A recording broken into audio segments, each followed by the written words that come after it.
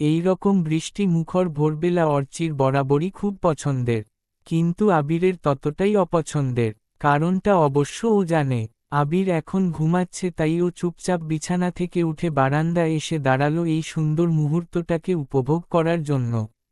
শোন না, তুই যা, আমি একটু পরে আসছি বলেই জুই বাগানের দিকে চলে গেল। এই বৃষ্টির মধ্যে তুই আবার কোথায় যাচ্ছিস? মেয়েটার যে কখন কি হয় কে জানে। এই বৃষ্টির মধ্যে বাগানের দিকে চলে গেল। এইসব ভাবতে ভাবতে আবির দেখল জুই বৃষ্টিতে ভিজছে। ওকে এইভাবে আগে কখনো দেখেনি আবির, তাই একদৃষ্টে ওর দিকে তাকিয়েছিল। কখন যে জুই একদম ওর সামনে চলে এসেছে ও বুঝতে পারেনি। ওর ঘোর কাটল জুইয়ের ডাকে। কিরে, তুই এখানে কি করছিস? তোর ঠান্ডা লেগে যাবে, তুই যা। বৃষ্টিতে ভিজছিস তুই, আর ঠান্ডা আমার লাগবে?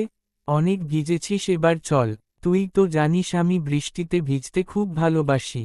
তুই যা, আমি আসছি। ঠিক আছে, আমিও এখানে দাঁড়িয়ে থাকব। কিন্তু কেন?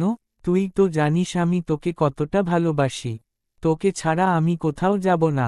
এত ভালোবাসিস আমাকে, কোনোদিন ভুলে যাবি না তো? না, সারা জীবন মনে রাখব। কথা দিলাম। তাহলে আর একটু ভিজে আসি। তুই এখানে দাঁড়া। জুই, ওখানে যাস না। ওখানে কারেন্টের তার ছিঁড়ে পড়ে আছে। আহ, না। হঠাৎ করে আবিরের চিৎকারের আওয়াজে অর্চি দৌড়ে ঘরে এসে দেখে দুহাতে নিজের মুখ ঢেকে বসে আছে। আস্তে করে ওকে জলের গ্লাসটা এগিয়ে দিয়ে অর্চি বলে, তুমি আবার ওই বাজে স্বপ্নটা দেখেছ? তুমি এখনো কেন সেই ঘটনাটা ভুলতে পারো না? ওটা একটা দুর্ঘটনা ছিল। আবির মুখে কিছু বলে না, মনে মনে বলে, তোমাকে আমি কোনোদিন বোঝাতে পারবো না।